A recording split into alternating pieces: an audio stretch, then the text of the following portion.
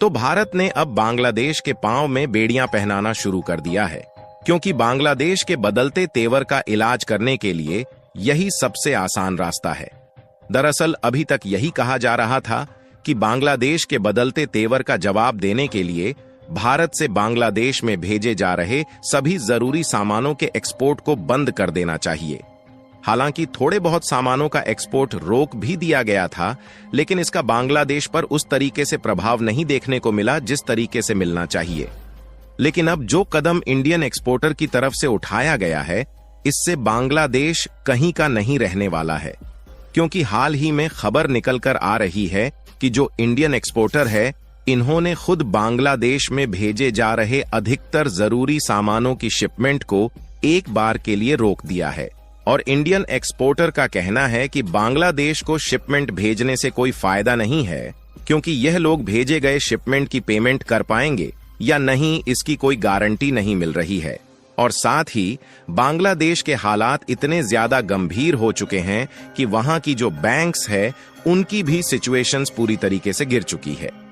पूरी डेवलपमेंट क्या है इस वीडियो में समझते हैं, लेकिन आगे बढ़ने से पहले इस वीडियो को एक लाइक करके चैनल को सब्सक्राइब जरूर कर लीजिए, क्योंकि ये आपके लिए तो 1 सेकंड का काम है, लेकिन इससे हमारी काफी बड़ी मदद होती है। तो दोस्तों,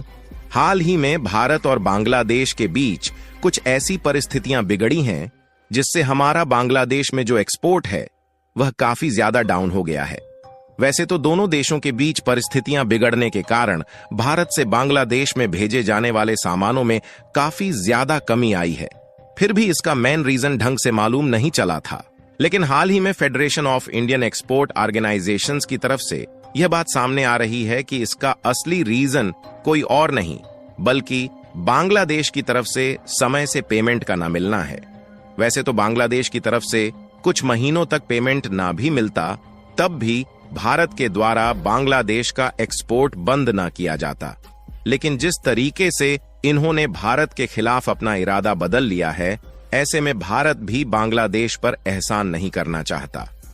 आपको बता दें कि इंडिया की तरफ से जब भी कोई सामान बांग्लादेश में भेजा जाता है, तो इंपोर्टर के द्वारा सामानों के बदले में एक लेटर ऑफ क्रेडिट इशू किया जाता है। यह लेटर ऑफ क्रेडिट बांग्लादेश का बैंक भारत के लिए इशू करता है, जो कि यह गारंटी देता है कि अगर बांग्लादेश के इंपोर्टर पैसे का भुगतान नहीं करते, तो क्रेडिट लेटर इश्यू करने वाला बैंक उस पैसे का भुगतान करेगा। यानी कि इस तरीके से भारत के जो एक्सपोर्टर हैं, उन्हें भी सिक्योरिटी महसूस होती है कि पैसे भले ही 1-2 महीने बाद मिलेंगे, लेकिन वह पैसे बिल्कुल भी नहीं डूबेंगे। लेकिन अब इंडियन गवर्नमेंट की तो बात छोड़िए, भारत के जो एक्सपोर्टर है, जिनके द्वारा सामानों का निर्यात बांग्लादेश में किया जाता है, इनको खुद ये लगने लगा है कि बांग्लादेश की तरफ से यह लेटर ऑफ क्रेडिट नहीं दिया जाएगा, और अगर दिया भी जाएगा तो इस बात पर कोई गारंटी नहीं है कि पेमेंट समय से मिल ही जाएगा। और आपको बता दें कि मेनली यही रीजन है जिसके द्वारा कहीं ना कहीं भारत का बांग्लादेश में एक्सपोर्ट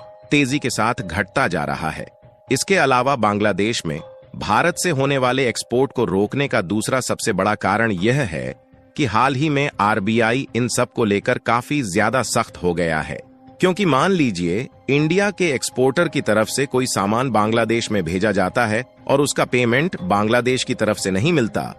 तो इंडिया का जो एक्सपोर्टर सामान भेजेगा उसका सीधा नुकसान तो होगा ही। इसके अलावा आरबीआई के द्वारा इंडियन एक्सपोर्टर पर फेमा यानी कि फॉरेन एक्सचेंज मैनेजमेंट एक्ट का कानून भी लग सकता है कि ऐसा कौन सा सामान है जो आप बांग्लादेश को फ्री में भेज रहे हैं और उसका पेमेंट नहीं ले रहे हैं। यानी कि बांग्लादेश में अगर कुछ गलत तरीके के सामानों की सप्लाई दूसरे देश के द्वारा होती है, तो आरबीआई का शक कहीं ना कहीं इंडियन एक्सपोर्टर पर भी आ सकता है। इसलिए अब हम लोगों के मन में भी एक बहुत बड़ा डर बैठ चुका है, जिससे हम लोग अब धीरे धीरे बांग्लादेश में शिपमेंट को भेजना रोक रहे हैं।